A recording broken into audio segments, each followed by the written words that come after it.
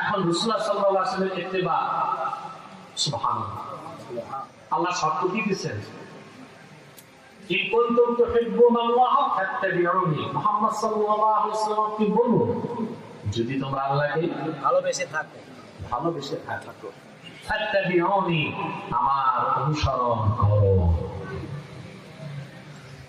এক কথা আমি বলে দিচ্ছি, আল্লাহ রাসূল মুহাম্মদ সাল্লাল্লাহু আলাইহি ওয়াসাল্লামের আনুগত্য বা অনুসরণটাই ইসলাম। শরিয়ত, তরিকা, হাকিকত, মারিফাত, এর বাইরে মায়ের পথ কোন নাজাত নাই, কোন মুক্তি নাই, কোন কল্যাণ নাই, বেহেশত আছে। আল্লাহ হাবিব মুহাম্মদ সাল্লাল্লাহু আলাইহি ওয়াসাল্লামের আনুগত্য যারা গ্রহণ করবে না, আল্লাহ তো তাদেরকে মুসলমান বলেন নাই।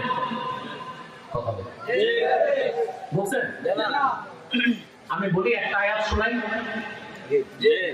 ধৈর্য আছে তো?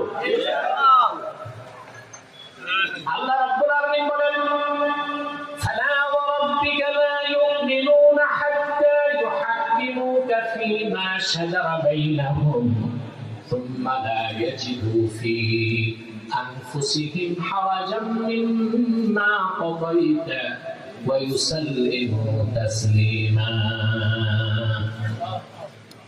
আল্লাহ বলেছেন,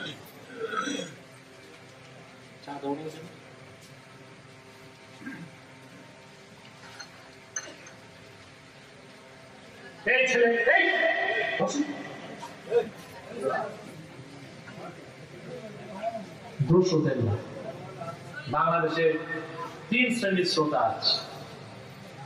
এক শ্রেণীর শ্রোতা আছে কোরআন হাদিস শুনতে আসে, এক শ্রেণীর শ্রোতা আছে নাচানাচি, লাফালাফি, গান টান এগুলো সঙ্গীত শুনতে আসে, আর এক প্রকার শ্রোতা আছে গল্প গুজব শুনতে আসে, কৌতুক। হ্যাঁ, তো এই 2-1 জন এরকম থাকলে এদেরকে কাউন্সিলিং করে ঠিক করতে হয়। চুপচাপ বসে থাকো, একটু পরিমাণ। আল্লাহ তাআলা বলেন, কোরআন শরীফের যে আয়াত পড়লাম অনুবাদের দিকে তাকান একটু। আল্লাহ বলেন, ফালা ওয়া রাব্বিক,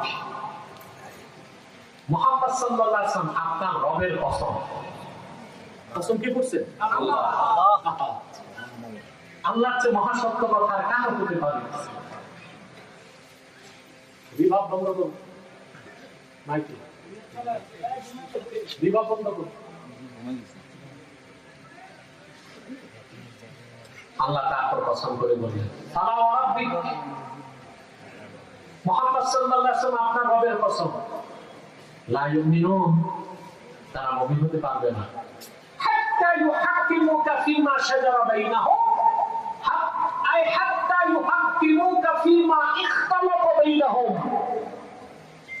সাহাবায়ে কেরামের মধ্যে সৃষ্ট বিরোধের ক্ষেত্রে আপনি মুহাম্মদ সাল্লাল্লাহু আলাইহি ওয়াসাল্লামের সিদ্ধান্তকে যতক্ষণ না তারা অকুণ্ঠ চিত্তে স্বপ্রণোদিত হয়ে খুশি মনে না মেনে নিবে আপনার সিদ্ধান্ত, আমি আল্লাহ কসম করে বলি তারা মুমিন হবে না।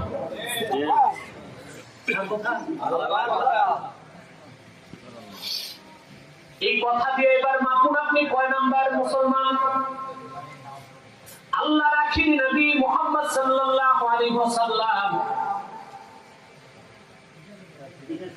১,৫০০ বছর আগে আমাদের ইহকালীন কল্যাণ ও পরকালীন মুক্তির জন্য যে জীবন বিধান, যে শরীয়ত দিয়ে গেলেন, আমরা কি জীবনের সকল ক্ষেত্রে সেই শরীয়ত, সেই সুন্নাত, সেই জীবন বিধানের অনুসরণ কি করছি নাকি?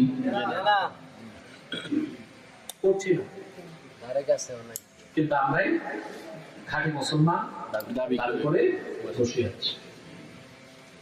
তার মানে জীবনের সকল ক্ষেত্রে রাসূল কারীম সাল্লাল্লাহু আলাইহি ওয়াসাল্লামের ইত্তেবা বা অনুসরণ করাটাই হচ্ছে ইসলামকে মানা।